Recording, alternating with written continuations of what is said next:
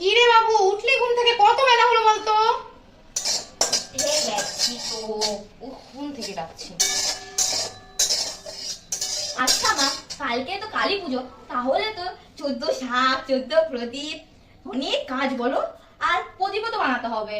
আর রাত্রেবেলা শুনো না, রাত্রেবেলা বাবাকে বলবা অনেক বাজি আনতে। উফ, সকাল হলো না ফরমাস শুরু। আচ্ছা, কিন্তু তার আগে পড়তে বসতে হবে, ঠিক আছে?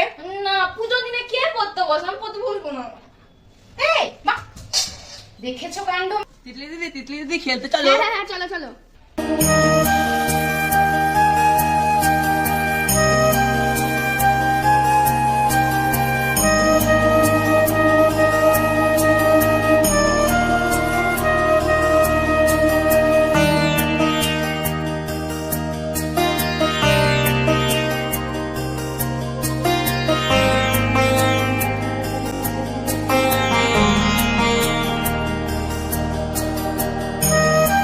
ওহ, কি ভাবছিস বলতো? তুই তখন থেকে তাড়াতাড়ি 14 শাকটা তুলে এনে 14 প্রদীপটা বানা। না গো মা, আমার একদম হবে না। আজ কলেজে অ্যাসাইনমেন্ট আছে, একটু পরেই যেতে হবে। আগে বলতে পারতে, সময় নেই। ঠিক আছে, যখন বললাম আসার সময় কিনে নিয়ে চলে আসবো, রেডিমেড দোকানেই তো পাওয়া যায়।